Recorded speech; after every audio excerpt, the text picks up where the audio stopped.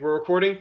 Cool. Hello, everybody. Welcome to the lecture on Agamben. My name is Patrick Fox. I debate at the University of Houston. I coach some debaters in Texas in policy and LD, and a couple debaters outside of Texas in LD. Yeah, today we're going to be talking about Giorgio Agamben. So this lecture is going to be broken up into a couple things. First, there's going to be a sort of disclaimer on Agamben's work because it requires a disclaimer, which will make sense when I get to it. Then I'm just going to kind of answer the question, why Agamben? Like, why do I think he's both uniquely interesting and compelling as a theory and a thinker, as well as, like, why do I think he's strategic in the context of debate? After that, we'll sort of break down just the crux of the theory, which will be the majority of this lecture. And then after that, we'll spend a little bit of time talking about potential debate applications, examples. I have, like, an Agamben F and an Agamben K file that, like, I have read before. But yeah, and then after that, the floor will be open for questions. So, disclaimer: Agamben is insane. He's batshit crazy. He says very weird things. I don't really know what he's talking about half the time. I don't think he knows what he's talking about half the time. He's very, very weird. Agamben has this concept that we'll investigate later called studious play and some other things, but the sort of general thing that you need to understand is that Agamben considers writing not just like to be his way of communicating his theories, but he considers writing and communicating the theory part of his political sort of an aesthetic process. So Agamben is very like difficult to read for that reason, because he is not just treating writing as like a way to communicate his ideas. He is very much writing about his ideas are very much sort of like implicated in his own writings, as will be seen. So for this, I recommend that if you're going to read any Agamben article or book, before you do any of that, you should read this article by Adam Kotsko. It's called How to Read Agamben. It's published in the ODI book. It's a very good article. Kotsko has, I believe, translated several of Agamben's books. He's probably one of the more preeminent Agamben scholars in the West, in like America, I should say, and is generally just like a very smart, cool dude. So this is your disclaimer. Agamben is never going to be as clear-cut as I'm going to be in this lecture. He's kind of horrible to read. But if you power through it and you just slog through it and you force yourself to just like endure, you will be gifted with some very interesting and thought-provoking writing that I think is really just like robust and has a sort of really poignant critique to mount of our sort of current political context, which is a good segue into why Agamben. I guess I'll start sort of like with his theoretical work and just like why I think it's compelling. I think Agamben is very compelling because there are a lot of thinkers of what we would call biopolitics and biopower. The term was coined by Roberto Esposito back in the 60s, I believe. It became really famous when Michel Foucault wrote about it in the History of Sexuality. I believe Volume 1 was, I believe, where he introduced this sort of concept and really started writing about it. And there have been a lot of thinkers since then, but I really don't think there's been any quite like Agamben who have very much sort of dedicated their political work, I should say.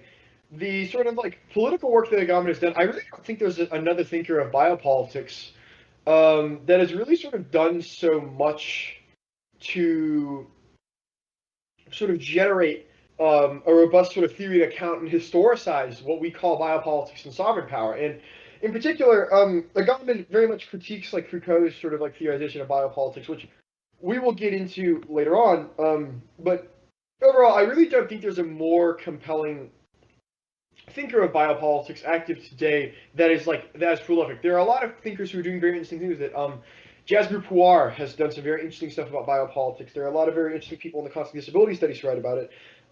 The most famous sort of debate application, I suppose, would be Alexander Wehellier's book Habeas Viscus, which is both a reappropriation of and critique of a lot of Agamben's work, which I might touch on if I have time at the end. But at the end of the day, Agamben is really like the sort of preeminent thinker of these sort of political questions today.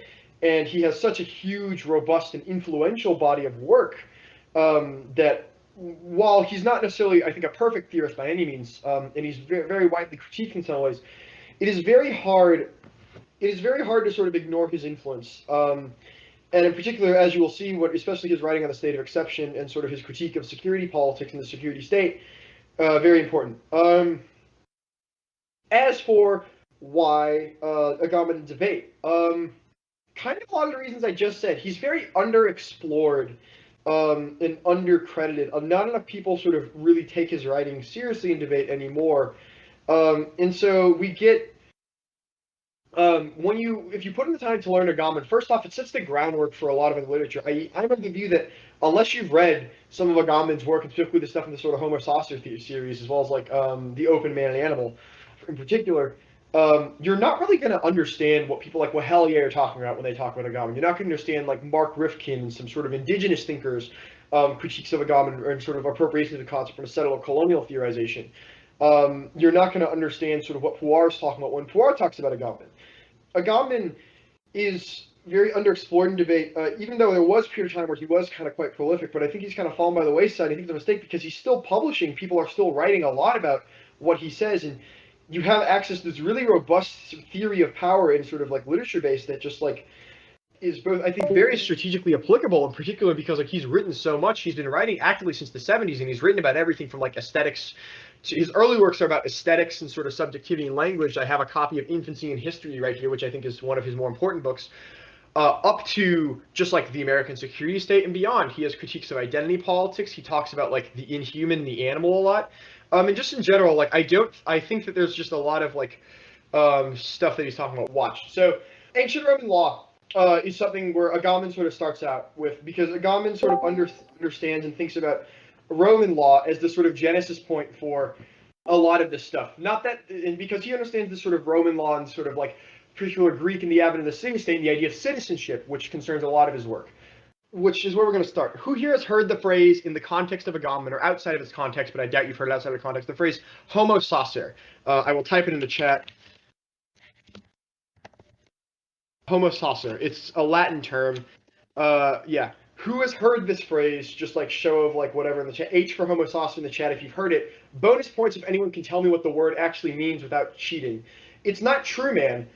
That's close though. But it, like homo is man, but saucer is a very specific word that can be translated a very specific way. Cool. Ryan gets a gold star. Congratulations. Ryan got it. Homo saucer means sacred man. Homo saucer is a concept in ancient Roman law that talks about the idea of, and it sounds weird, a man is, and we'll explain why it's a sacred man in a minute, but basically it was usually imposed as a sort of penance for oath breaking, i.e. if you break an oath that you take, like, if I do X thing or if I don't do this, then may the gods curse me, or you sort of make a promise to like your family, your country, etc., etc. It is a legal status that is obtained upon you basically when you commit a crime against like the gods. And so what ends up happening is you become a homo saucer, you become a sacred man. And homo saucer, weirdly enough, and sacred man, weirdly enough, doesn't mean what you think it is. It's not sacred as in nobody can touch you or harm you. Anyone, and I mean literally anybody, can kill you without repercussion. If you are a sacred man, if Dylan becomes, if it's ancient Rome and Dylan becomes homo saucer because he spited me, and I hate him and I'm God, so I condemn him to being a homo saucer, literally anyone can kill Dylan for any reason and they won't get in trouble. I can't emphasize enough. Like, yes. This is the sort of conceptual frame behind homo saucer. You are sacred because you cannot be laid to rest. You cannot ever be given a proper funeral or sacrificed to the gods. And this is important.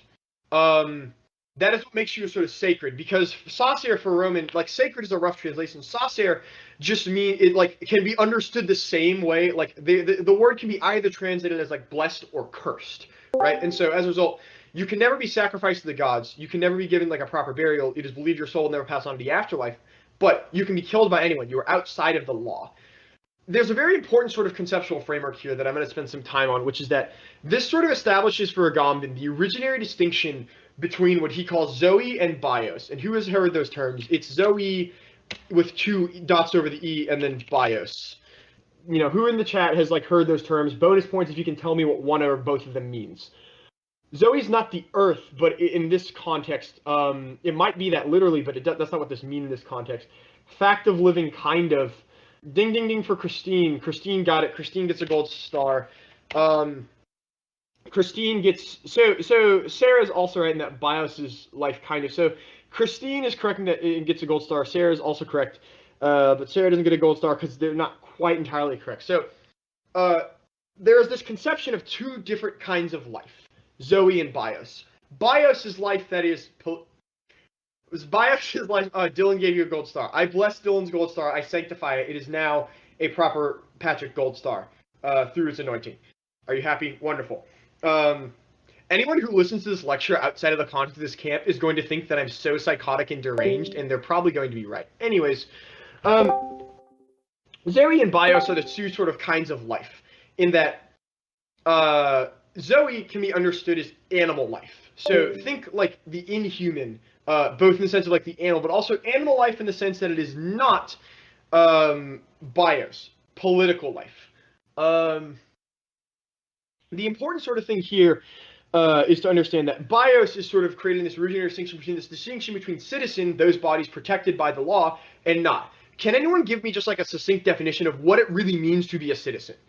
And not thinking about like, you're naturalized, you have your green card, social security number, like just like what is the concept behind citizenship that underlies it, right? So voting's part of being a citizen. That's part of your sort of constituent duty, which we'll talk about later. But can anyone sort of really explain to me what it means to be like a citizen without defining what a citizen does? Just what is the state of being that defines citizens?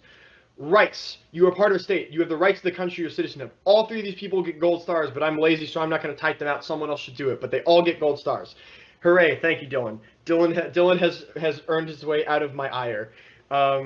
Delightful.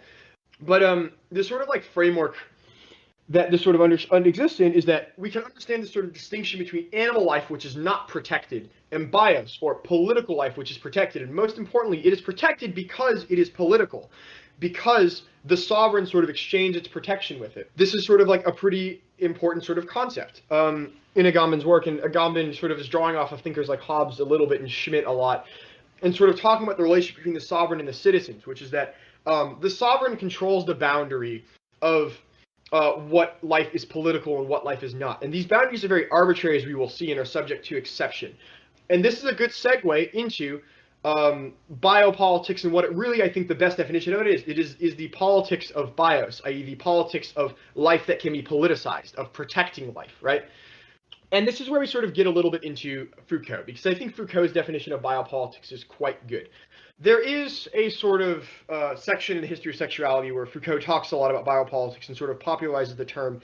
And the short version is, does anyone want to try and give me sort of a definition of what they think biopolitics means? I don't want you to give examples of things that are biopolitical. Can someone define it? Yes, biopolitics, is it not surprising that it resembles a prison like many other things? Yes, Dylan. Controlling how people live, because like that's something that goes back to just like sort of like before, that's just any hierarchical civilization. Biopolitics is a foundationally different phenomenon that Foucault thinks sort of begins with the genesis of modernity. I don't think anyone's going to give me the answer I want, unless Sarah's about to give it to me. Maybe modernity is a prison. Nope, it's just more Foucault prison memes. All right. No, none of these things. Some of these things are close, but not quite. Biopolitics can be understood as the politicization of life itself. Here's a good example. You would fight wars in the Middle Ages to kill. The panopticon is an important concept that Foucault talks about, but we're not going to talk about it a ton here. Biopolitics is a very important sort of conceptual framework for Foucault because it represents a sort of shift at the genesis of modernity. And he sort of really talks about this and expands upon this concept in a lecture series that he gives called Society Must Be Defended. And this is the sort of foundational concept behind biopolitics, is that why do we sort of justify, going back to the example of panopticon, which is this sort of apparatus of like massive surveillance. Foucault thinks that we sort of like live in this sort of era of panopticon, or by this sort of constant disciplinary apparatus. But how do policymakers justify surveillance? Like the Patriot Act, that sort of thing. Safety, yeah, safekeeping, safekeeping. Yes, all three of these people get all of these people get gold stars, except Dylan. Wonderful. So we are understood by safety. So there's a very foundational distinction, right? Because why would kings and queens in the feudal era sort of say, this is why we do a biopolitics, or this is why we do a surveillance? It's to control people. It's to keep peasants in line. It's not to keep people safe. It's so that if people need to be killed, they can be. There's a foundational shift at the beginning of modernity for Foucault. There is this foundational shift in modernity for Foucault that sort of represents the politicization of life itself, whereby, and this goes back to this idea of when people say society must be defended, usually what they mean is what they're really talking about, like things, it's usually used in the context of like warfare, right? It's the same reason, the same justification for surveillance here is also the justification we used, for example, after 9/11 to both pass the Patriot Act and expand NSA surveillance powers, as well as like invade a bunch of Middle Eastern countries. Why? Because they are threats to the American way, because it's an attack on our sovereign soil, because this cannot be stood for, right? This is the sort of conceptual framework of biopolitics. It's this politicization. It's not just the protection of life. It's not just controlling of life. It's politics enacted in the name of protecting life, whereby instead of sort of like the sovereign deciding who dies and how. Yeah, but no, like there's a sort of foundational distinction whereby life itself becomes politicized, where instead of the sovereign deciding who dies and how, the sovereign is now administering sort of who lives and how, which is also why, like, for example, like these sort of medical apparatus, right? It's like very much biopolitical, which we'll talk about in a bit when we get into sort of Agamben's sort of recent thoughts on pandemics, which are kind of hot takes, but we'll get into that in a bit. But the sort of foundational understanding of biopolitics, I just want to make sure everyone sort of understands this concept that sort of Foucault talks about. Yeah, Agamben's still alive and he's still writing. He published like a book last year, I think. Homo saucer is a sacred man, and this sort of distinction between modernity and like and the sort of birth of like what Agamben calls biopolitics. I'm going to connect these two things in a second. Controlling who lives and controlling who dies. So this is a good question. So think of it like we talked about before, where it's not necessarily that like the outcomes are very different. It's that the political logic has foundation. I mean, the outcomes are different, but it's the political logic has foundationally shifted. Where instead of surveilling populations to find enemies of the state and like execute them, right, to maintain power, now surveillance is justified through protecting population. At the end of the day, surveillance is still carried out against enemies of the state, and they're still killed off, right? It's just that the logic behind it has foundationally shifted, whereby sovereignty has sort of like shifted to the question of managing life as opposed to sort of like ending life, right? I'm going to assume that everyone understands the foundational idea of biopolitics. We'll talk a little bit about the panopticon. The panopticon is this idea of a prison that John Stuart Mill, the utilitarianism guy, came up with. Well, basically the idea behind it is Dylan actually put quite a nice picture of it in the chat, where it's this idea where it's a bunch of cells, the prisoners can't see or talk to each other, and there's a central watchtower in the middle. And the prisoners can't see if someone's in the watchtower or not, and they can't see the person in the watchtower, but they know that someone is in they know that there's a chance someone is in the watchtower. The idea behind this prison, and John Stuart Mill thought this was a good idea for a prison because it is sort of the question. It is sort of makes it to where prisoners like no longer like have to be surveilled because they are always thinking they are being surveilled. They might be, so they will self-surveil. They will self-police, right? John Stuart Mill thinks this is a really good idea. Foucault comes along and goes, "Are you out of your goddamn mind?" That's a terrible idea for so many reasons. And the main reason this is a good idea, and so Foucault thinks that this is sort of a good model for understanding how biopolitics affects the citizenry, in the sense that, think about the fact that, like, do you know how, like, ICE finds, here's a good example, do you know how ICE finds a lot of, like, immigrant families when they conduct home raids?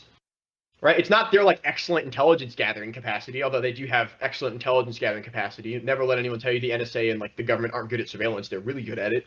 Does anyone, like, know how? ICE is the sort of border patrol agency that is predicated on immigration and customs enforcement. It's basically border patrol. I am not a fan of ICE, but does anybody sort of know where they get immigrations and customs enforcement? So yeah, does anybody really want to take a guess as to where ICE gets most of like their basically where ICE figures out where immigrants are a lot of the time?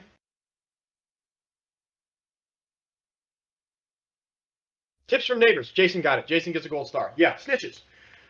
Straight up. Like, schemes are part of it. Yeah, like, they definitely do things, but a big part of it is, yeah, like, people will report their neighbors because they think they're illegal immigrants. And that's why, like, a lot of people, to be clear, a lot of times these people aren't right. And so a lot of times just, like, random, like, Mexican families who aren't illegal immigrants will get their house raided by ICE because people think that they're illegal immigrants because people are racist. But it is worth saying that this is sort of like the panopticon at work, and this is sort of like a foundational part of biopolitics. We'll get back to the Homo saucer stuff in a minute, Aaron. We're sort of talking about a different thing. I'm going to connect it back to that in a moment. But people think that sort of like people sort of like start policing themselves, and this is the sort of end goal of the panopticon society and sort of sovereign power and biopolitics, right? So does all this stuff sort of make sense? Because if so, we're going to shift back into Agamben, because I didn't want to talk about Foucault for nearly as long as I did, but here we are. If anyone have any last-minute questions about this part, or if not, we're going to sort of go back to the concept of Homo saucer and relate this to biopolitics. The panopticon is like the panopticon is the sort of prison that I described above. It's the like thing that Dylan put a meme picture in the chat of. Dylan, if you could please resend it. The idea behind it is it's a prison where yeah, everyone thinks they're being watched and nobody can tell if they are being watched, so they basically self-surveil. So prisoners will be on their good behavior not because they know they're being watched, but because they think they might be. Yeah. Well, the panopticon is a literal an idea that John Stuart Mill actually had and was an actual design for a prison.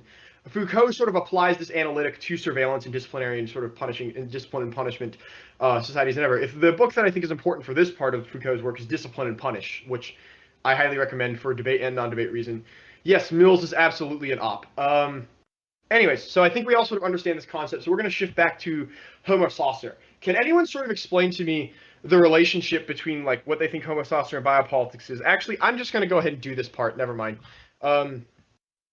Because time efficiency. So Homo saucer can be understood as the sort of genesis of what Agamben calls biopolitics. And Agamben sort of like thinks that the originating moment of biopolitics isn't modernity like Foucault, although he thinks that it's part of that, but he thinks that this sort of framework of citizenship is really what it is. Aaron has it right on the head when he says biopolitics determine who is relevant, who isn't. Specifically, remember, this divide between bios and zoe determines what political life is valuable. Yes, grievability. If you've read Judith Butler draws very heavily on these concepts, which I will probably talk about a bit later. But thinking about the idea of the sacred man, right, Homo saucer, right? He can be killed by anyone. He's not protected by the law. So at that point, Homo saucer has shifted out of, and Homo saucer would be a citizen who has committed a crime, right? So violation of the law has shifted you outside of the law's purview of protection, right? To the point where you no longer exist in the space of bios, political life, but rather zoe, animal life. You are now inhuman. You have no legal protection. You are simply life only in the barest form of being alive, right? And so as a result, you have no legal protections. There are a lot of sort of like, I think, really important examples of biopolitics throughout history that extend today. But for Agamben, the sort of genesis point of all of this, the foundational logic of this idea of Homo saucer, i.e. the sovereign sort of deciding which bodies are and aren't protected by the law at the drop of a hat, has not changed because of the constitutive nature of sovereignty. And this is foundationally biopolitical because, again, it is a control of where the lines are drawn vis-a-vis which sort of like forms of life there are, right? And this is very important in Agamben's critique of human rights, which we will get to. But the way to think about it is think about if citizenship and like the forms of life, it's not like a line between the two. It's more like a circle, right, with permeable boundaries. The sovereign can redraw the lines of that circle to exclude or include whoever it wants at any given time. And this is the sort of foundational nature of biopolitics, is that it is the sort of power of the sovereign to determine whose lives are protected and sort of impacted and controlled by the law, while at the same time, what lives are relevant. Can anyone think of a modern example of Homo saucer? Agamben does give one. There is a really obvious modern example. Can anyone sort of think of a modern example of who might be a Homo saucer in our society today? Globally, not just like our societies in the U.S., just like in the world. Which people occupy the position of Agamben for Homo saucer? So there are sort of arguments that, like, what Hellier would say blackness arguments, that minorities kind of, but there's an even sort of like better example because like minorities sort of contingently have a relationship to it. Shoot to kill orders is not a kind of person, Ria. Palestinians sort of Palestinians are an example of this group. Terrorists are also an example of this sort of group. Terrorists are actually something that we'll talk about quite a bit because one of my favorite example of how this sort of fluid nature of the law works, it has to do with terrorists, people being trafficked. The answer that I was looking for: refugees, migrants, people who don't have a nation of origin. Because the sort of question is, if sovereignty is the foundational sort of rubric of modernity and of political sort of pertinence, if biopolitics is what sort of determines the relationship between all these things, then bodies that are quite literally outside of the sort of framework of the nation state are foundationally biopolitically sort of managed. Stateless nations, I guess, could fall under this. I would have to hear more specific example, but like, yeah, like in the context of, I would have to give like a specific example, I guess, of like stateless nations, because biopolitics is like, a sovereign is not literally just a state. A sovereign can be sort of anything. But yeah, like I guess the Kurds could be a really good example of this. And I'm going to go back to the example of like terrorists, because that's a really important one. Does anybody know who John Yoo is? John Yoo. So the Bush guy. So does anybody know like what he did? Yeah, he was. I mean, yes, he's a war criminal. If you've read my paradigm, you know I call him a war criminal in my judge paradigm because I think he is. Little like unitary executive power, sure. So John Yoo, so gold star for Enya, because Enya, John Yoo also thought torture was super good, but it's not just that he thought torture was super good. A lot of people in the Bush administration, it was how he made it acceptable. So John Yoo is a lawyer in the Bush administration immediately after 9/11 and during the Iraq War. He's a legal counsel to the White House and the military, and he is probably, I think, he's definitely, I think he's a war criminal, straight up. I think he's probably the sort of biggest, like, unknown war criminal to come out of the entire Bush administration. Believe me, there are a lot of war crimes that were committed there, but he was single-handedly responsible for a lot of them, specifically Geneva Convention violations, because who kind of knows what the Geneva Conventions are? This is a much easier question, I think. If you've taken world history, war rules, right? Yeah, the Geneva Conventions were signed, I believe, after World War I or World War II, but basically it sort of establishes the rights of prisoners of war, as well as like these sort of rules of engagement, i.e., like the Geneva Conventions were like what banned like chemical weapons in warfare, right? After World War One, i.e., like the use of mustard gas is now a no-no, right? You can't kill medics, you can't kill civilians, etc., right? So it's basically meant to make war more civil. And this is a sort of important concept that we'll come back to, right? The idea that Geneva Convention specifically talked about the rules of engagement between sovereign nations in war. This is really, really important because here's the question. What state is Al-Qaeda affiliated with? This is a trick question. None. There is no state that supports like Al-Qaeda officially. Al-Qaeda are not soldiers of a sovereign nation, right? And so what basically John Yoo did, along with some other people, and I don't want to say it was just John Yoo, it was the entire Bush administration, but a bunch of people sort of were involved with this. John Yoo was the epicenter. Basically, there was this new category that was created in the aftermath of 9/11 and during the Iraq War. Has anyone ever heard the phrase non-lawful combatants? Cool. Non-lawful combatants, does anyone really know what it actually means? So non-lawful combatants is a sort of phrase. Yeah, non-lawful combatants are who we have in Guantanamo, but non-lawful combatants are, yes, combatants affiliated with law. More specifically, what it means is because Al-Qaeda, because terrorist groups are not affiliated with a sovereign nation, because they are not citizens of a country or like acting in the interest of like a sovereign nation's military, i.e. the way a soldier would in an actual army. As a result, the Bush administration was able to rationalize committing war crimes by saying that the Geneva Conventions, as well as other sort of rules of engagement, didn't apply because they weren't legitimate combatants because they weren't affiliated with a nation state, right? And so as a result, this is what justified things like Abu Ghraib, which was a CIA black site that a bunch of horrific stuff happened at that I don't want to talk about because it's actually legitimately horrifying and like it's scary. But you should all look into it. There's a wonderful documentary called Ghosts of Abu Ghraib. It's Abughrib. Ghosts of Abu Ghraib is a phenomenally good documentary. I think it's on YouTube. And also, well, we'll get to that, Dylan, about if it's everything. And also, like Guantanamo Bay, right? These people are being held without like legal procedure. They are being held like without proof of like innocence because they do not have the rights, the human rights of people under the law because they are not affiliated with the law. They are homo saucer in that sense, right? Because at the end of the day, the sovereign is able to sort of, again, dictate who lives and who dies. And this is because of what Agamben calls the state of exception, which is the sort of big thing that he talks about. And he wrote a book about it called State of Exception. It is on the reading list for Agamben.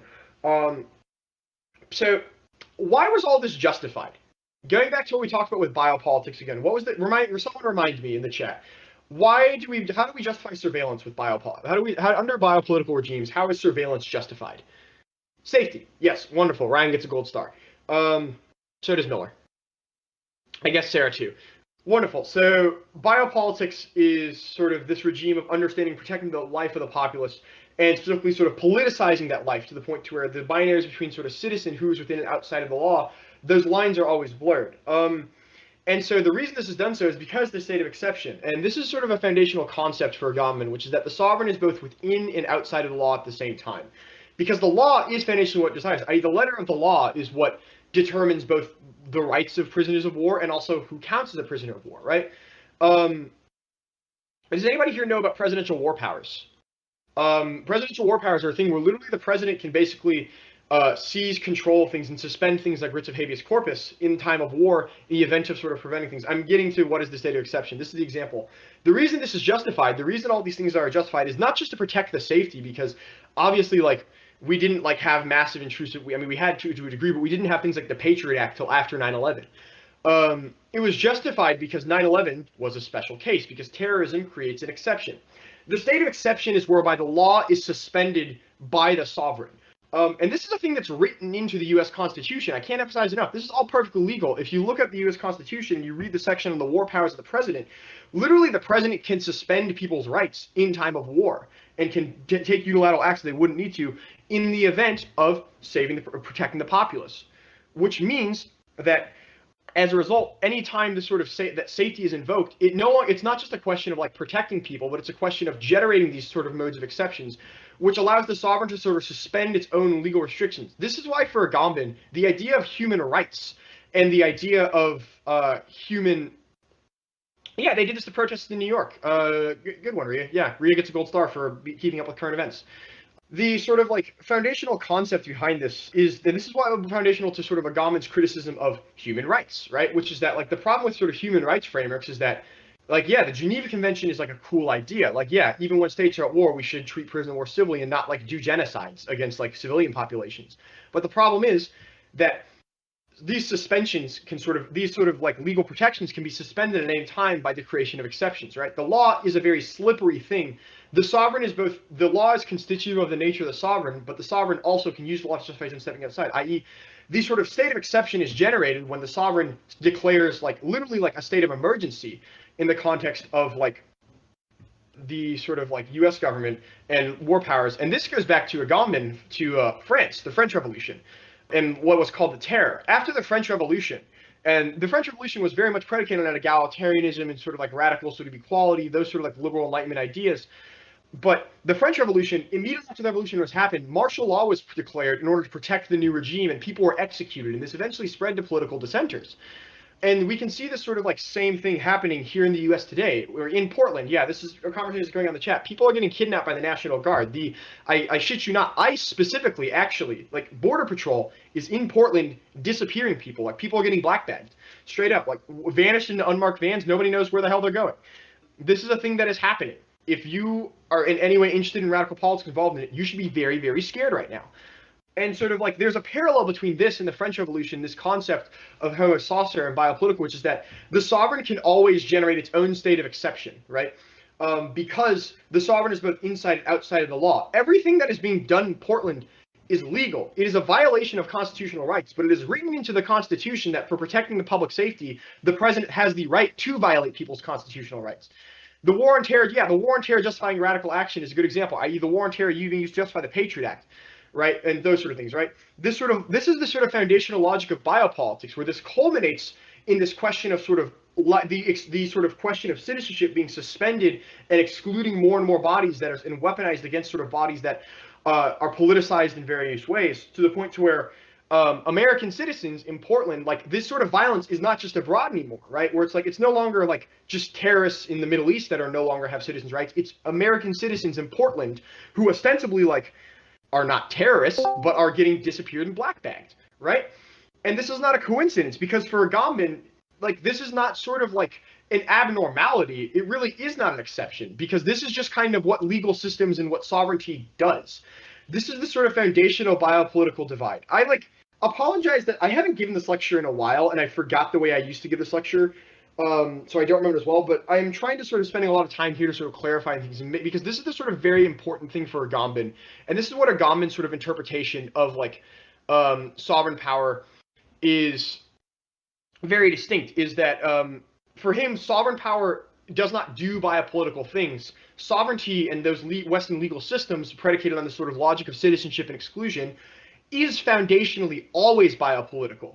The solution stuff we'll get to in a minute, but this is the sort of main thing I want to hammer home, is that like this is something that is foundational for Agamben, is that this is not something we can stop. This is not something we can reform our way out of. There's no way to hold the government accountable, because this is just how state forms and how Western legal systems work. This is what they do. It is not an accident. It is not an abnormality. It is their constitutive structure, right? And for Agamben, this sort of culminates in the logic of the camp. And when he says the camp, he is talking about death camps, specifically death camps in Nazi Germany. He's talking about the Holocaust. Agamben sort of, and you got to remember, Agamben is citing and working with people like, and working from the works of people like Walter Benjamin, who is like a Jewish theologist and philosopher, as well as working with people like Foucault and Esposito and their writings on biopolitics and sovereignty. and some others, as well as like Carl Schmitt and sort of like his writings on sovereignty. A lot of this stuff sort of coalesces in his sort of understanding of the Holocaust. He has a book that is sort of not as famous as the two books that are at the top of the reading list, Homo Saucer and A State of Exception, but he has another book specifically about what he calls grieving and mourning. Remnants of Auschwitz is what it's called. Agamben, this is again the foundational logic of modernity that culminates in it, in that life has become, whereby life has been rendered homo saucer. The other term that he uses for homo saucer that you've probably all heard is bare life. Bare life meaning it is bare as in it is like does not have any of the sort of political or legal protections or subjective positions of bios, political life. It has been stripped down to bare life, what he calls Zoe, right? Which is just animal, inhuman life, right? Which means the camp that Agamben is referring to is like literally like Nazi death camps. Like that is the camp that he is talking about. And he thinks that that sort of logic whereby life is sort of excluded and policed to the point to where it lacks anything, and life and sort of biopolitics sort of culminates in the position of the logic of the camp and the creation of what he calls the sort of Musulmaner. Yeah, he's talking about the Holocaust. The Musulmaner is a term that was used for the Musulmaner. I believe it's a German word for. I believe it's the German word for Muslim, but it was a term used by Nazi soldiers to describe people in death camps. The sort of logic behind this, and what it comes from, is that Nazi soldiers described like Jewish people in death camps who were basically so exhausted and so close to the point of death where they were kneeling and it looked like they were praying like a Muslim might do. And so that was the term behind it. It's a really, really grim thing to think about, where people are so exhausted, they're so close to death, that that's the position they're in. And that's sort of the term. And he thinks that that's sort of the foundational figure of modernity. And this is the culminating logic of all of these systems of biopolitical sort of violence in these schemas, is the creation of the camp and the eventual expansion of the camp to all of the social order, right? The sort of structural logic of modernity is the logic of the camp, in that eventually the sort of reduction, the sort of eventual logic of the camp is one that expands all throughout society. Because here's the thing, the camp, the Musulmaner, is not just confined to the Nazi death camp. It is also children in border patrol camps in ICE, like that are run by ICE today here in the U.S. It is that same position, that same political subjectivity is inhabited by the non-lawful combatant who is imprisoned in like without any legal rights and is just sort of kind of left to die in Guantanamo Bay and tortured to death, right? That same position is occupied by the sacred man in Rome who can be killed by anybody without any repercussion. He has no legal rights or protection. This same position is occupied by, and this is like where I think Agamben actually has a lot to sort of lend to our current political situation, protesters in Portland, for example, who are getting black-bagged by ICE, and also, for that matter, like black people here in America who are always already criminal, and even though they may like sort of have the legal protections and may technically be citizens, their rights of citizenship are not confined to the letter of law and can be suspended at any moment, i.e. the right to live and the right to die. And going back to this sort of really important thing that all this establishes is a monopoly on violence. And this is what I really think biopolitics at its truest form is it's an attempt to sort of create a monopoly on violence, right? But I'll get to that in a second, Anna, but there's one thing I want to do. Going back to what I talked about the Geneva Convention, the main thing that the Geneva Convention governed was interstate conflict. The sort of main framing issue the sort of main issue that sort of frames a lot of this stuff that is very important for Agamben, and it's important for sort of Agamben's political thought, is that, and I think really the most essential definition of biopolitics is, it is a shift in the relationship between the sovereign and violence, to the point to where the sovereign no longer tries to preclude violence or tries to enact violence. It tries to maintain a monopoly on violence, right? Which is why non-lawful combatants, i.e. soldiers that like are not affiliated with a sovereign state, are not seen as legitimate prisoners of war, and as such their violence is literally like the idea of non-lawful combatants, if you think about that, is so kind of wonky, because that implies that there are legal forms of war. There's this card that we read at UH this year about this for like a rules against rules engagement staff, and I think we literally had it tagged rules war rights are war wrongs. And sort of this all goes back to this sort of foundational logic of citizenship. The reason Homo Saucer is so important for Agamben, he wrote an entire book on it, is because he thinks that it is all an extension and the natural culmination of these foundational sort of sovereign logics that are predicated upon drawing the lines of exclusion between what forms of life matter and what forms of life can be politicized, right? Now, granted, the valid criticism of Agamben is that, and this is mounted by people like Wehelier, is that it assumes all violence operates on a continuum, which overlooks, for example, things like slavery and like blackness, right? How citizens can still be criminalized even when they do not commit Homo Saucer. But I don't really think that that's disqualifying of Agamben, and I think that people like Wehelier, for example, would agree with Agamben more than they disagree with him. And the sort of foundational logic, and so if you really think about the way this is sort of applied, it makes a lot of sense to why Agamben is really important in our political movement. Why I think in the past few years, why right around the time 9/11 happened, his work exploded in popularity in the West with the publication of The State of Exception, which was his book on the sort of security state, where he talks about these things like expansion of surveillance, the Patriot Act, et cetera, et cetera. And also why I think he's a really essential thinker to understanding the sort of political moment of sovereignty in sort of like late modernity today, because the sort of culmination of all of these sort of violent processes, i.e. sort of ecological destruction, is all predicated upon who aligns and does not align with the sort of notion of the citizen and the violence sort of done to those outside of these categories of the Western man, right? Um, questions. Ask them now. Ria already asked the first question. Does Agamben argue that the state is the root cause of violence, or that it just utilizes it? Yes and no. Kind of both. I don't think either of those are really correct, because it's not just that like the state is the root. It's not like just that like you have a state and then you have violence, and it's not just like the state does violent things. Remember how we talked about? It's not that like these are abnormalities. It's not that like these are sort of like not intended consequences of the system of citizenship. It's that this is the sort of constitutive nature of Western legal systems. The problem with trying to redraw, again, if we think about citizenship as a circle, right, where some people are in simple out of it, no matter how big you make that circle, there is always an outside to it, and there are always ways to sort of blur those lines, right? Yes, Agamben wrote an article about the pandemic, and it was kind of not very well received, which I can talk about at the end of this. But does that sort of answer your question, Ria? Where it's like, it's not just that like the state is the root cause about like we get states, we get violence. It's that there's something more constitutive about this sort of dichotomy between the politicization of life that the state does. Yes, the Musalmaner is just a representation of bare life, but there's this sort of foundational dichotomy between the politicization of life that generates these forms of violence, right?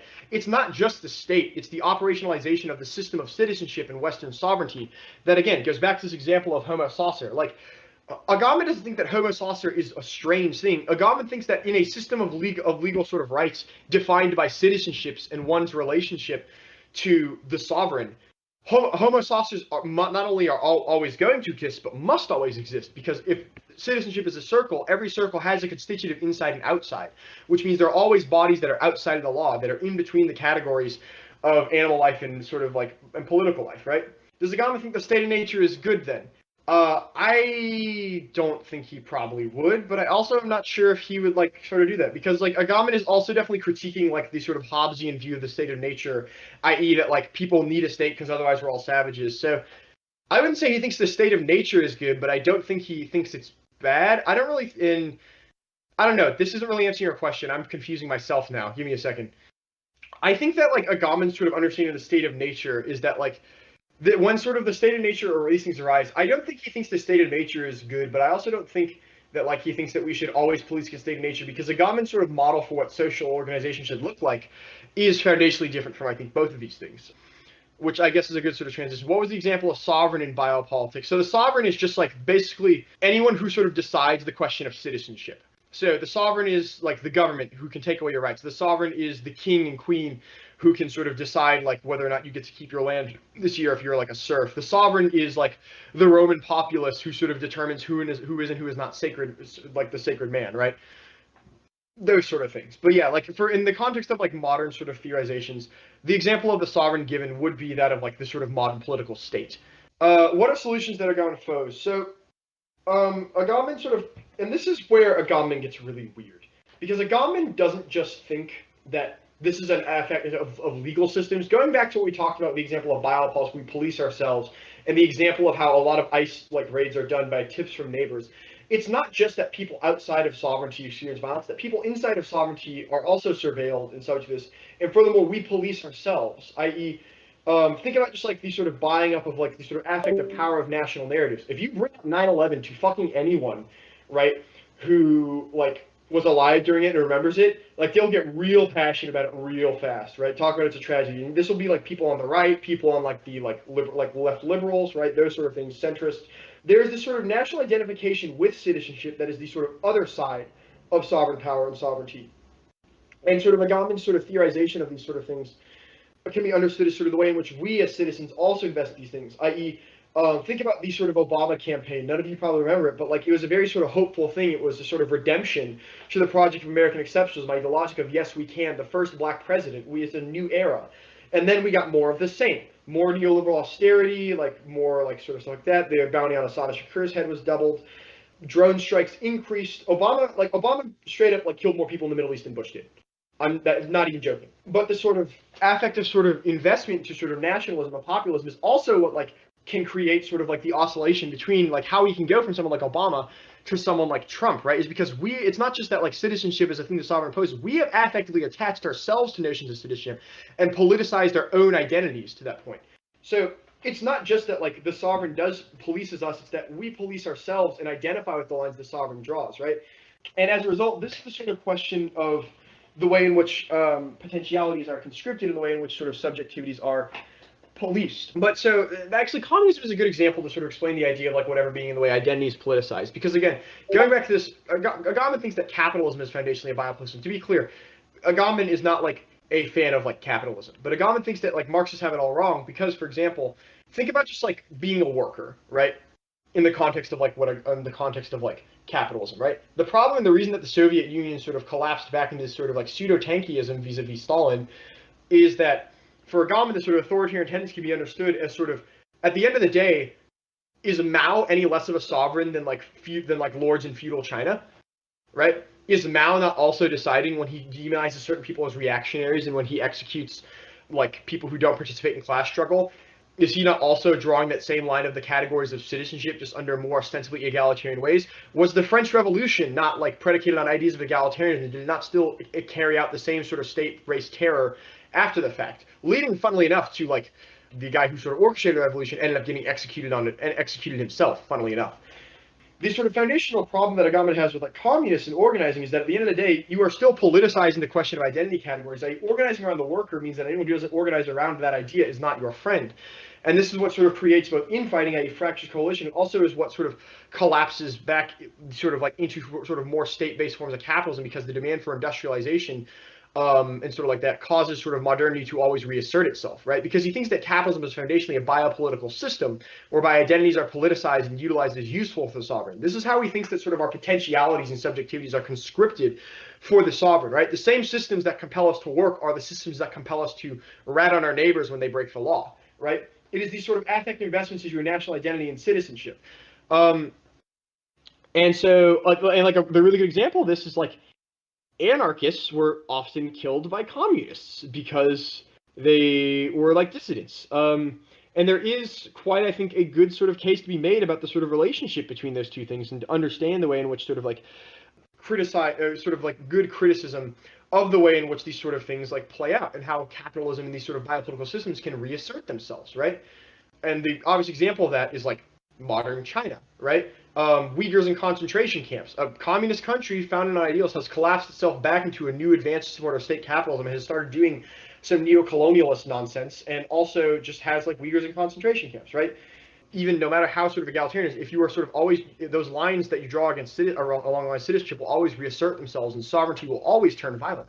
Again, this is not something you can work around with Western legal systems. This is not an abnormality caused by capitalism for Agamben. This is just kind of what Western legal systems do. These sort of examples make sense. These the relationship between citizens, those who are not in the position of bare life, and their relationship to sovereignty sort of make more sense. The question for Agamben is, what do we do? Who here has ever heard the name Bartleby? Or the phrase, I prefer not to, or some combination of the two? Yeah, Zizek wrote an article about Bartleby the Scrivener, but, so if nobody's heard the story, so Bartleby the Scrivener, it's a short story by Melville. So Bartleby the Scrivener is a story by Herman Melville, and I'm going to give you the very short abridged version. A scrivener is like a law clerk, right? And back before copy machines were a thing, scriveners were really important because the part of their job was copying documents and sort of making sure that everything was correct so that like law offices could function, right? One day, Bartleby shows up to work and his boss says, get to work. And again, this is a very abridged version. It's not a super long story. You all should definitely probably read it if you're interested in Agamben, because Agamben talks about it a lot. It's very, very important that you can explain this stuff. The sort of like main thing is, so basically Bartleby goes to work, his boss is like, get to work, and Bartleby says, I would prefer not to. And I suppose this is a good segue to constitutive versus destituency, but I'll explain this story first. Bartleby says, I would prefer not to. He does not say, no, screw this place, I quit my job. He doesn't ever actually quit his job, this is important. He doesn't say, no, screw this place, I quit my job, I'm going to burn this place down. He also doesn't say, absolutely, boss. He says, I would prefer not to. He simply doesn't do things. He is sort of passive in the face of it. His boss tries to bargain with him. Every time his boss says anything, he just goes, I would prefer not to. The short version is the law office collapses and just like stops working. Everything goes bad. Also, Bartleby dies at the end, but that's less important. The important part is that Bartleby, through his refusal to actualize his own potentiality and through his refusal to sort of play into the system of constituency, of his constituent role within the sort of system of sovereignty, has collapsed. Radical passivity is the word for this, but that we can get more specific when we talk about this. And so this is the sort of anecdote of Bartleby the Scrivener. Going back to, someone mentioned voting earlier in terms of being a citizen. So here's a question. Is voting someone out of office, is voting Trump out of office challenging the sort of system, at the risk of like getting too political or giving away some of my own sort of ideology here, is voting Trump out of office something that poses a foundational challenge to the rise of populist fascism in the US or abroad? Why? So everyone's saying no. And there's like, I'm not saying I disagree with things. So, but why? So Aaron says, aren't you buying into the system by voting? Yes, but going deeper, right? What are you doing when you voting, right? And someone's mentioned it when what was it? Think about it. It was the answer to the question, what does it mean to be a citizen? So what are you really doing when you're voting? When you're participating in electoral democracy, you are practicing your bias. I don't think that bias is a thing you can practice, but yeah, like you are exercising your constitutional right. But what you're really doing is you are buying into your constitutive role as a citizen, which means that by the same thing, is organizing for like worker rights, like is like passing like is raising the minimum wage going to change the nature of capitalism? If we understand capitalism as this similar sort of constituent system predicated upon constituently sort of drawing lines based on who's a worker and who's not, and whose labor is exploited, you are making it a bit more bearable, sure. Like, and to be clear, I'm not saying harm reduction isn't good. I think harm reduction is good. But yeah, there's some foundational change to machinations of the system. The system can assimilate your sort of constituent demands, right? That's why, like, after 2008 happened, the Wall Street protests were kind of co-opted into sort of like collapsing into just the passage of like not the Glass-Steagall Act. What was it? That was the old one. That was actually kind of good. The Dodd-Frank bill, which sort of regulated Wall Street, right? Did that make capitalism more ethical? Did it foundationally change the relationship of exploitation between large banks and small consumers? No, of course it fucking did not. What it did was it sort of created this sort of investment. What it did is it sort of like creates this sort of affective investment attached to citizenship to the point where people who are saying, and that's why like a lot of movements that sort of like think about just like thinking about, again, categories of life that are oftentimes politicized and sometimes fall outside of it. Did the legalization of like gay marriage change the foundational relationship between like queerness and civil society? Aaron, the question was, did the legalization of gay marriage back in like 2015 change the relationship between queer people in society? No. Queer people are still subject to like super violence. Black trans women are killed at a horrific rate.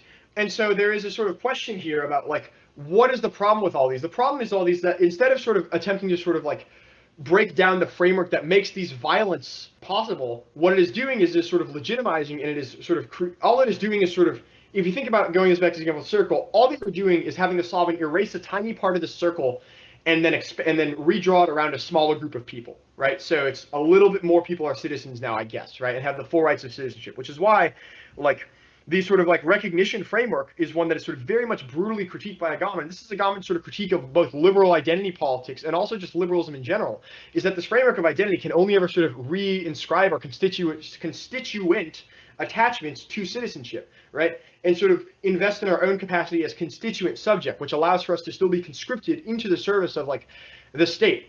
Yeah, this is the part where Hellier very much agrees and draws from Agamben. But yeah, so it doesn't link to every identity, K, because like, but like if an app is just like, yeah, like endorse movements for like black people to get recognized as legitimate citizens, like, yeah, Agamben would be like, that's stupid. Do you think that's going to stop anti-black violence? Of course it's not.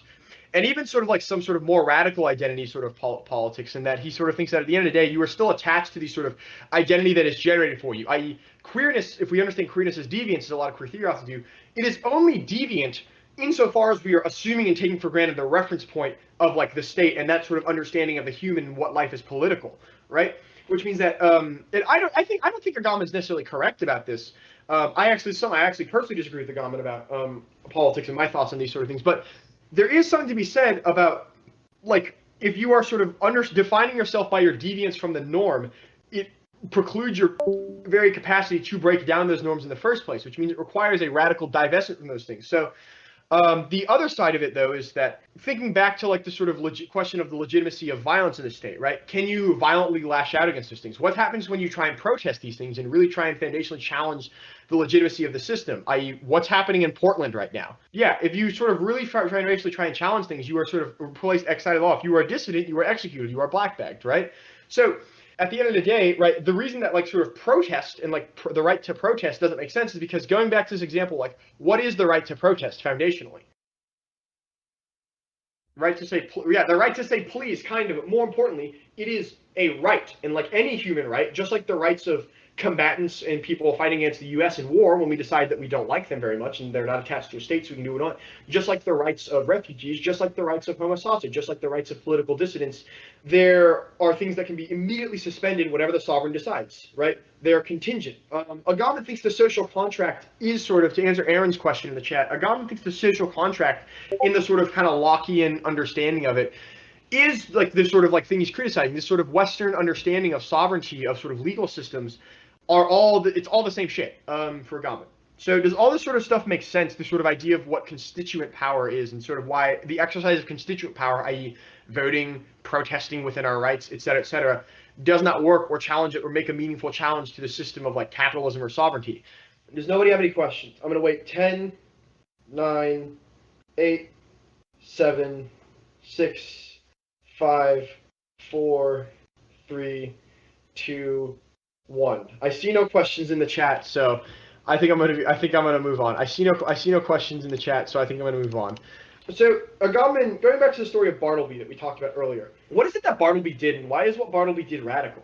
What is it that he did that was different from all the examples we talked about? Exercising your right to protest, assembling, voting, organizing around like your identity as a worker, etc. What is what Bartleby did that is foundationally distinct? Exactly, he didn't do anything, and that is the sort of radicality of it. Is that this goes back to sort of Agamben's idea on potentiality. We all have potential to do things, to become things, and sovereignty conscripts those potentialities. We are conscripted into being workers, laborers. We are conscripted into being protesters, to give the illusion of like ethicality and equality and like being heard out, right? What happens when we refuse to? What happens when we embrace impotentiality? What happens when we refuse to be anything? What happens when we refuse to identify with our own sort of like yeah, like this is definitely something that like Agamben takes from Deleuze, I think. I don't think Agamben agrees with Deleuze directly, but there is a parallel here, and if you have read Deleuze's stuff on potentiality, like it is that's similar analytic. Agamben is saying that the problem is that those potentialities, no matter how we try to embrace them, no matter what things we try to do, will always be captured by the state because our potentialities are very much coded by our relationship to citizenship towards sovereignty, which means we should prefer not to. Be Bartleby. The refusal is not just a negative stance. It is a generative position that creates new possibilities and sort of new modes of being otherwise. Agamben has another book that is very important that is also underutilized in debate called The Coming Community, where he talks about literally what he thinks the community that is coming in sort of the late moment of modernity and after the sort of collapse of sovereignty could, would, and should look like. And it is based very much on understanding the sort of abolition of this construct of bios, the sort of politicization of life, these sort of categories of citizenship. And instead, it's sort of like understanding, sort of, instead of predicating our relationship to each other on our differences, I'm a citizen, you're not, I'm white, you're not, I'm a man, you're not, I'm straight, you're not, instead of organizing around those distinctions that are always coded within biopolitical ways, and even when we identify with them, still necessarily maintain the sort of framework of citizenship and bios versus Zoe that maintains those balances, disidentifying with those things, embracing what he calls a destituent form of power, and instead sort of divesting from those processes, right? And this is both material. An example that Agamben, I don't know if he really gives himself, but a lot of people cite Agamben is, for example, the Zapatistas in Mexico, who do very cool things. They are sort of like a group of anarchists that literally just have a commune in the corner of Mexico. They just refuse to stop, they just refuse to basically like pay taxes or like participate in the sort of framework of Mexican citizenship. They faced violence, they fought, but they won, and so the Mexican government has kind of just like kind of left them alone. So they have this commune in the corner of Mexico, and it's pretty cool. So this sort of ideological framework that Agamben proposes is one that's sort of a radically different form of community, whereby it's understanding our own commonality within the context of Zoe, i.e. understanding that we all have this foundational understanding of sort of the shared essence of life that exists all between us. And it sounds very hippy-dippy because it very much is very hippy-dippy. So that sort of refusal is I'm waiting for an explanation of what this word means so I can answer yes or no to this question. Yeah, sort of just like abolishing these sort of categories of citizenship, these hierarchalizations, and instead just sort of like understanding the relationality that we all have to one another, understanding our sort of shared connection within that essence of life, organizing around what he calls the singularities of being and language. And so as a result, we have this sort of understanding of what community could look like and how we can sort of relate to one another outside of the categories of citizenship. This is why I think, and again, the problem with Agamben is that he doesn't really give examples of any of this stuff, because Agamben has this sort of idea of studious play, which is a big part of his alternative, where Agamben thinks that these sort of understandings of like epistemology, of like sovereignty, applies to the level of epistemology. Remember, it's the way in which we are all sort of related to each other. It also applies to the way that we think. I think about just like your relationship between to like what they could be, and instead of refusing that, right? He thinks it's epistemology. So Agamben kind of, the way he writes, the reason he's really hard to write, I told you I'd get back to this, is he's just kind of writing and not really having an end point or a telos to any of this. And he's just kind of going where his thought process takes him. He's kind of an insane Italian mountain man that way. And so as a result, this sort of process of unbecoming, of this sort of epistemological process of sort of just literally just kind of vibing, seeing where your ideas take you, make Agamben very hard to read, and also means it's very hard to pin him down to concrete examples of things. It also doesn't help that Agamben doesn't really make any appearances in the U.S. in academia, because he doesn't travel to the U.S. anymore, because he doesn't want the U.S. to take his biometric data for his passports. I'm not even joking. That's literally the reason he doesn't come to the U.S., is because he doesn't want them to take his fingerprints, because he's that invested in sort of divesting from this sort of sovereign project. But yeah, so Agamben's sort of form of community is very radically different. But it sort of, I think, all begins with this generative point of this refusal, this radical passivity, this active passivity, if you will, where it is refusal not just in the sense of like preferring not to on its own terms, rather that moment opens up new possibilities for being in the world that sort of like generates new connections and sort of relationships to the world around us. And again, if it sounds very hippy-dippy-ish, it very much is. I think the Zapatistas are a pretty good example of that. I think just like the idea of just mutual aid and sort of a radicality whereby, like going back to I have no idea if I'm pronouncing this right, Aaron, but the example of, I guess, the kibbutz, if that's a thing that is like a thing in the modern day, or like the idea of communes, or just the idea of mutual aid, is radical because it sort of transcends this categorization, understanding of citizenship and understanding our distinctions from each other, and instead it focuses on sort of like understanding and creating relationalities with each other, not defined by our differences, but rather by our commonalities, i.e. all being humans in the sense of what he calls the speaking animal. Yes, there is a picture of Zizek, and I would prefer not to t-shirt. Zizek is very great meme fodder, and he's also said some really bad and racist and homophobic and anti-black shit. So the answer is just sort of the question about like, what do Agamben say we should? That wasn't a sentence. What does Agamben say we should do? There we go. Is that he doesn't really give one, but he thinks that the starting point for it all is very much this sort of generative refusaling point. And there are examples I think that can be pointed to as pretty clean.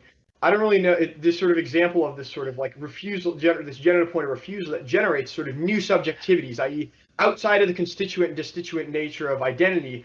There's this realm, what he calls whatever being, which is sort of being not defined by an identity or political category, right? The sort of destituent. Well, here's the thing, right? And think about it like this, right? When it scales up, sure, but think about it like this. Think about it like, what happens if like people just like stop doing their jobs, right?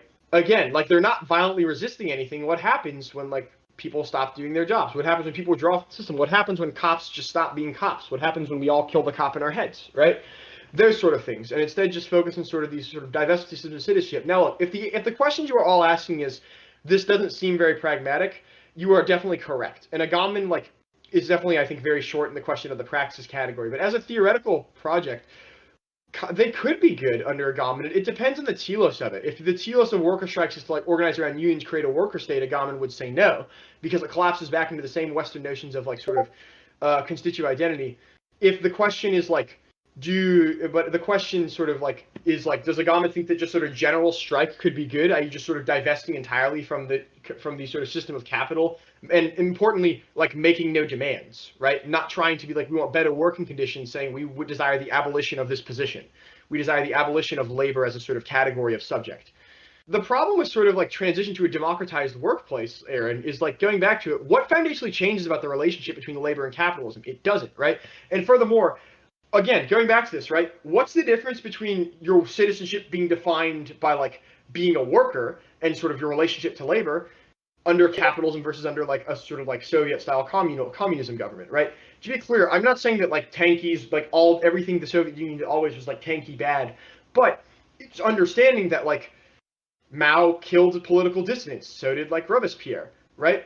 Those sort of things, right? And so again, like democratizing the workplace doesn't really make sense because unless you were divesting from the very category of labor in the first place and the sort of foundational question of work, at which point, yes, technically that's a democratized workplace, but I don't know if that is like anything that looks like what we would understand to be a workplace today, right?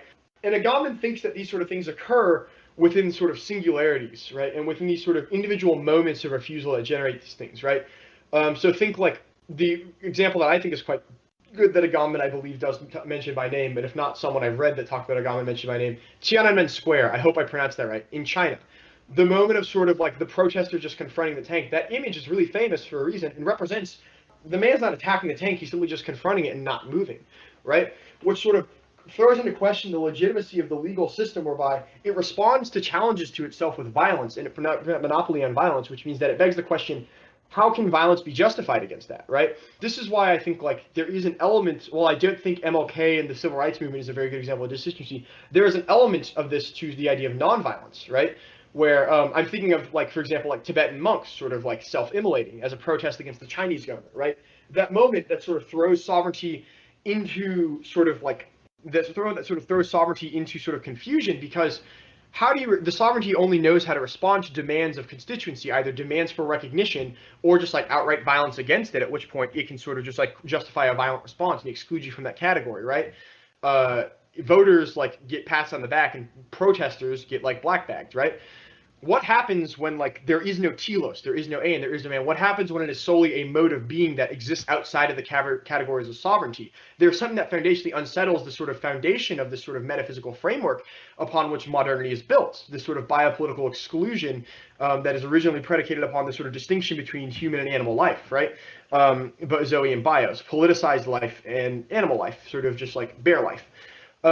What happens when these sort of distinctions are sort of thrown into disarray? And this is the sort of question that Agamben poses for us. And I do think that, again, the alternative, I think, in the context of debate applications, since I think we're about to shift into that, is definitely the weakest part of this argument. There are good alternative cards. There are good examples of what this could look like, i.e., think like general strikes that don't make demand. So a good example of this is like wildcat strikes. Wildcat strikes are strikes that are done without strikes technically have to be like approved and coordinated by unions, right, for them to be legitimate. Wildcat strikes are strikes undertaken by workers without or against the approval of the union. This is a good example, right? They are just strikes solely to interrupt the process of production, right? You can also think of this in the example of, like I said, the word that I'm not going to say again for fear of mispronouncing, square in China in the 80s. The example of Bartleby, right? Those sort of things, that not investment into improving the system because understanding the system's very logic is genocidal and violent in its sort of originary position, that divestment from that system, that instead of being constituent, being destituent. Agamben doesn't give a lot of examples of this. The sort of foundational distinction between these sort of things creates, again, it's this question of refusal as a generative possibility. Not understanding refusal as like moving against sovereignty, because at that point you are still playing a constitutive system. All you are doing is sort of shifting your position into that of life that can be policed in this sort of question of maintaining the safety of the citizenry, right? There's this foundational distinction about what happens when you use refusal and in a sort of passive sense, right? And you use that as the generative point of your project. Coalescing around these moments of sort of refusal against, like the example of like Tibetan monks, the example of I can't pronounce it right, and I'm not going to say it again because I've said this already, and I'm going to run with it. Square, right? The moments of things like divestment. A really good example of this that we talked about in the Black Marxism lecture the other day is Tiananmen Square, right? Self-immolation for Tibetan monks would be an example of passivity. There's a particular person that I'm thinking of, that story that I used to use to. Yeah, Mohammed Bouazizi, he is, or no, sorry, he's not Tibetan, he's Tunisian, but Tibetan monks would be an example, the self-immolating would be an example of this. But Mohammed Bouazizi was a Tunisian street vendor who set himself on fire in 2010, and his death was the genesis and the sort of thing that kickstarted the entirety of the Arab Spring. Literally, like, because he self-immolated in 2010, And that moment was very much a protest, not against, because think about it, what does that sort of gesture do? It does not make a demand. It does not make a demand for recognition. It is a foundational challenge system. It is literally saying, I would rather die than be a part of this. It is that refusal to sort of contribute anything. I will not be a political prisoner. I will not be a worker. I will not be a citizen. I will not be a dissident. I am simply divesting entirely from this. And to be clear, I don't think Agamben would think that we should all kill ourselves. But political acts like that do have profound consequences, i.e. Bouazizi's death kickstarted like the sort of Tunisian revolution, the greater Arab Spring broadly, right, which was this sort of huge bottom grassroots push for democratization. That would be, I think, a good example of like destituency until it kind of got co-opted by liberalism and then folded back into just like your kind of normal protest movement. The sort of foundational distinction between what Agamben is proposing this model sovereignty is that, again, refusal for him is not just like impassivity is in and of itself something that is a generative project. There's some articles about this that I think are quite good that are going to be included in the reading list that I give at the very end of this. But anyways, debate applications. Agamben, and I can't say this enough, shreds soft left affirmatives. Any app that's like human rights reform, stuff like that, absolutely obliterates it. There's a lot of secondary literature and primary literature from Agamben himself that are really robust critiques of human rights. There's also a lot of examples. For example, there are people who write about Agamben in the context of like food security, right? There are people who write about Agamben in the context of just like international relations and the liberal system as sort of being one sort of mega sovereign, if you will. I think that was actually a term that was used in a paper I read about Agamben once, which I really like, and I'm totally going to start calling the UN mega sovereign supreme or something like that moving forward. These sort of like systems are things that are constantly being written about, and especially in the context of like Agamben's sort of like work, especially in the modern political moment, there's a very much renewed interest in Agamben's work, beginning, and like there are sort of like two ways I think of people talking about Agamben. There's like right around like 2001, 2005, when like 2005 is I think when the translated edition of The State of Exception gets published in English, and sort of like the sort of genesis of security of like the sort of new expanded security state in the U.S. Interest gets sort of rekindled in him again around 2014 with the Ferguson protests, with the sort of like genesis of the Black Lives Matter movement, and also sort of kind of continues into the modern era with the sort of genesis of Trump. The question that I think is sort of like worth asking is Agamben an anarchist? I think he probably is. I'm not sure if he's ever really explicitly said so himself, like, I am an anarchist, these are the thinkers that I'm identifying with. He's kind of his own category, and again, he's very much, like, not interested in sort of drawing those lines, or sort of really, like, focusing too much on the political question, more sort of generating an epistemology and a sort of point of sort of, like, theorization through which other sort of actions can be taken. But I think Agamben is very compatible in debate with a lot of other sort of anarchist theories. In particular, there's, I think, a quite good article that was written a couple years ago.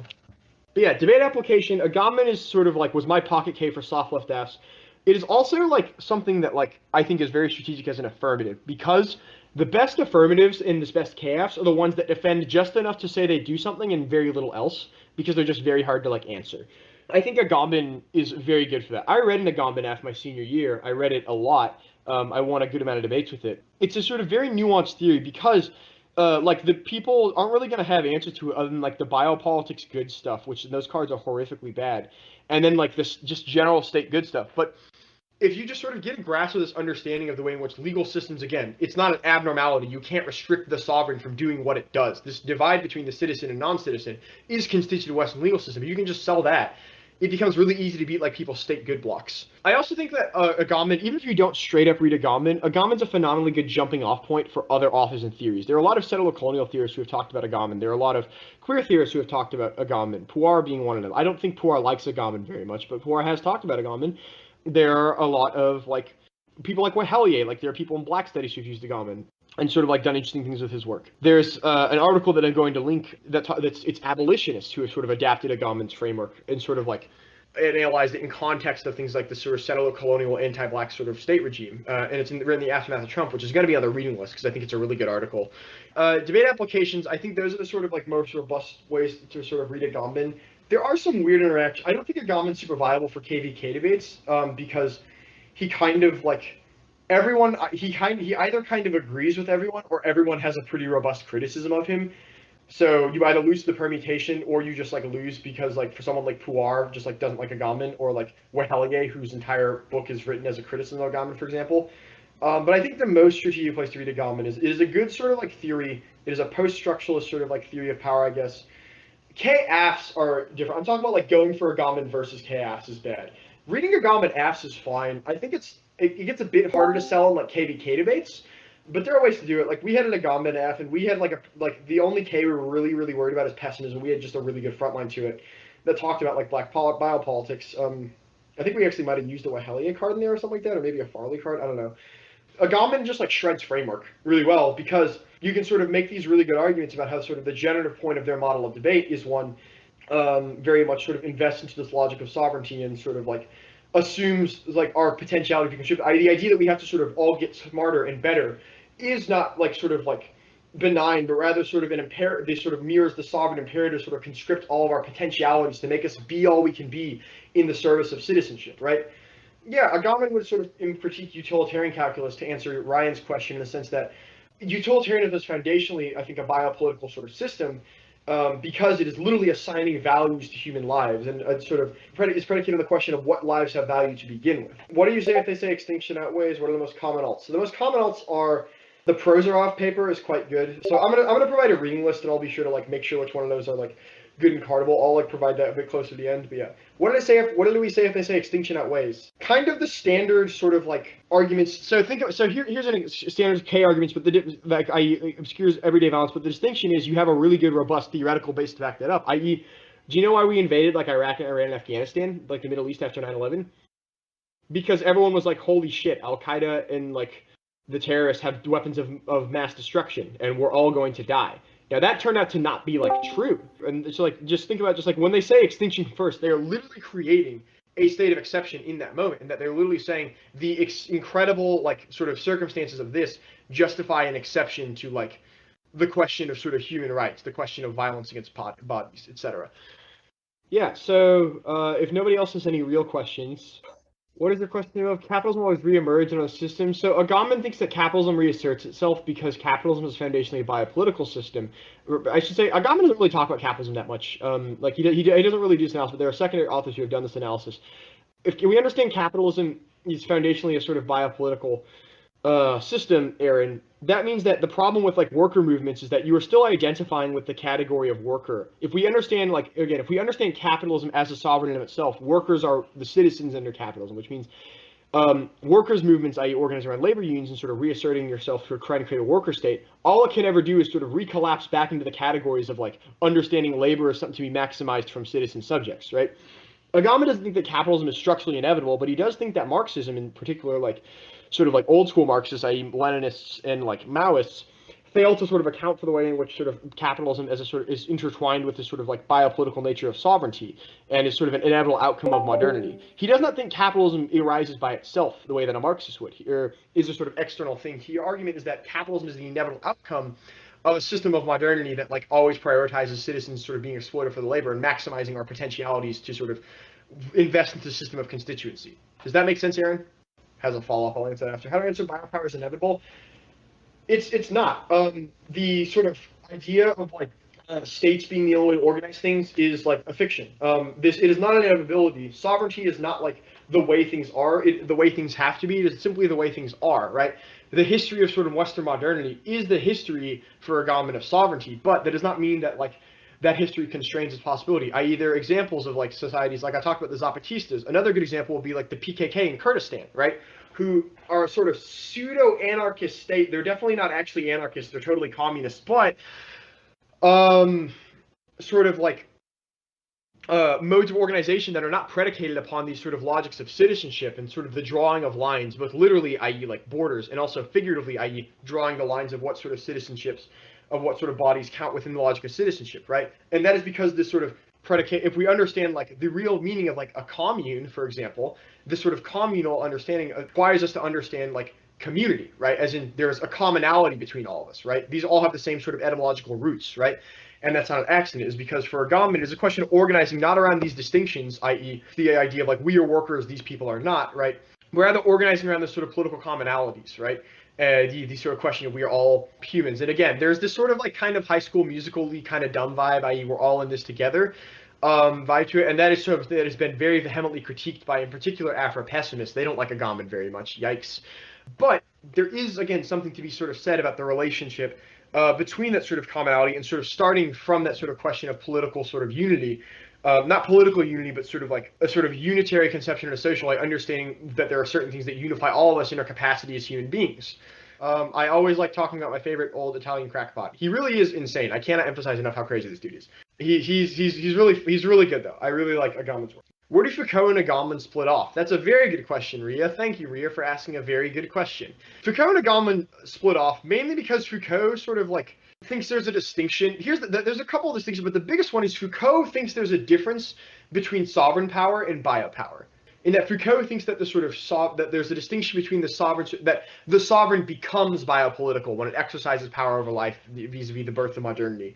I'm oversimplifying, of course, but that's kind of like what Foucault's point is. Agamben thinks that sovereignty and biopower are co-constitutive. Agamben thinks that sovereignty is always already biopolitical because, again, it's not just a question of like biopolitics is not an abnormality in Western legal systems and sort of the system of citizenship and this political categorization. It's inevitable outcome. It is the precondition for its existence. It is what they do. What's the best kind of biopower? No kind of biopower. No kind of biopower bad. What does Agamben say about borders? Agamben doesn't like them because literally, like, if we think about this example of, again, citizenship is there are some people inside the circle, there are some people outside the circle. Borders are the literal instantiation of that circle, right? So yeah, no, Agamben most definitely like thinks that like borders are bad. It is the literal physical space of that, the literal physical boundary of citizenship and sovereignty, and that everyone outside of it. It is something that cannot be crossed by anyone outside of it, and it is something that is everyone outside of it lacks the sort of protections of sovereignty. That was a good question, Sarah. Thank you, Sarah, for asking a good question. I appreciated your good question. We have a back file for Agamben. I don't really have a unified Agamben back file. I'm actually kind of embarrassed to say this. I have a bunch of different files from different topics, but like I never really like compiled all of it. But yeah, no, the Agamben was pretty big on the policy topic a couple of years ago. The immigration topic it was pretty big on, and it was also pretty big on the education topic, which was the one before that. So if you go to Open Evidence, I think the UTNIF put out files both those years on Agamben, and I remember they were quite decent. Those were good if you want to just sort of get an Agamben file, but I highly recommend before you look at files to do some reading, because like if you learn K-debate from just like looking at K files, you're never really gonna like know what's going on. Reading list. So the very first thing you should read is an article in the LA Review of Books called How to Read Agamben by Adam Kotsko, Kotsko. That is the very, very first thing you should read. It is very important you read that book or that lecture, because if you don't, you're gonna have a hard time. That's the first thing that you should read. I don't know if that's the poem guy. I don't know what you're talking about, Sarah. That's the sort of very first thing that you should read if you're going to read Agamben. That article was very foundational in my understanding of Agamben. After that, I would recommend reading Homo Saucing. It was published in like 1990 something. I don't remember. The 90s somewhere. It was translated also in the 90s. But it sort of establishes the foundational sort of arguments that he makes about sovereignty and biopolitics. If you're going to read 2 books by Agamben, as much as I like the Open, I'm going to have to say State of Exception. It was translated in English in 2005. It's sort of the applied stuff because he's writing about a post 9/11 sort of security state and the war on terror. Make the third one The Coming Community. That one I think is actually a bit easier to read than the other 2, and that one is sort of where he elucidates his sort of alternative to sort of what citizenship looks like, and sort of talks about literally other understandings of community. If you're gonna read 4 books by Agamben, I don't know why, but you should make it either Remnants of Auschwitz or The Open Man and Animal. The Open Man and Animal is where he talks a lot about the sort of idea of like the sort of distinction between human life and sort of political life, or animal life and political life, Bios and Zoe. Remnants of Auschwitz is where he sort of is writing about ethical, sort of like moral philosophy, and his sort of takes on like this sort of question of what ethics looks like in the age of modernity. In particular, he talks about mourning and grievability, and that book is a big influence on sort of a lot of discussions that come from that subsequently. If you're going to read 5 books on Agamben, like, don't, but if you have to, read whichever one of the 2 I just said you didn't read. Which ones do I have on my shelf? I guess Infancy and History is pretty good. One of his really old Agamben book, like from like the 70s, one of his first books before he started talking about politics. This is just his writing on metaphysics.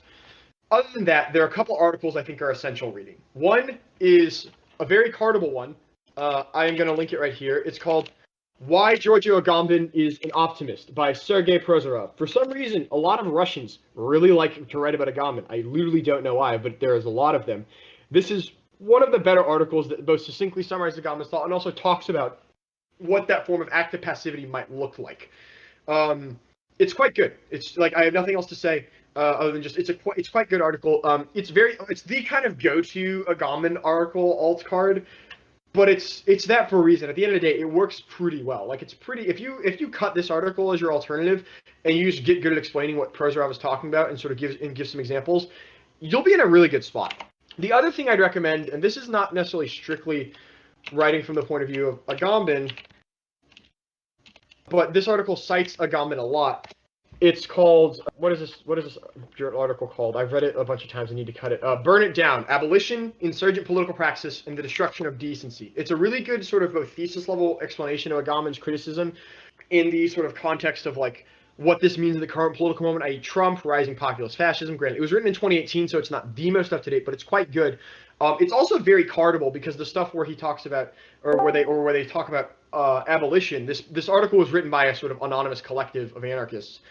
The part of this article where they talk about abolition at the end is very cardinal for alternatives. It also just gives a lot of really good examples of like what living otherwise might look like. If you're gonna read a book that's not by Agamben, if you want to sort of get more into this, but you can't take any more of the man's writing, I totally understand you. I would not want to read like a ton of Agamben either. He's very hard to read. Claire Colebrook has a book that's just called Agamben. It's quite good.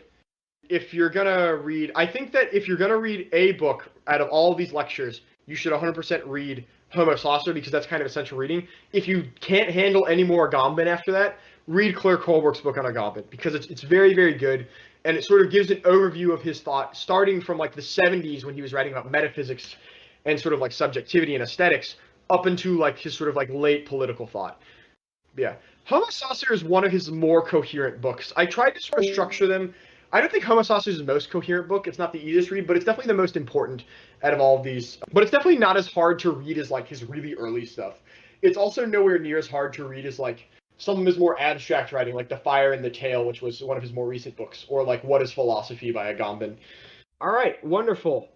This has been a fun time. I apologize that this lecture was very scatterbrained. Part of this was like the chat. Part of this is just I haven't given this lecture in a while, but I definitely like enjoyed sort of talking about this. And yeah, if any of you have any other questions you want to talk about later, DM me or just like find me in office hours. But yeah, like I said, it was a lot of fun. I'm glad I got the chance to talk to you about one of my sort of like favorite authors and one who's definitely influential for me politically as well as a debater. Ta-ta, toodaloo. I don't know how to end these things. Cheers.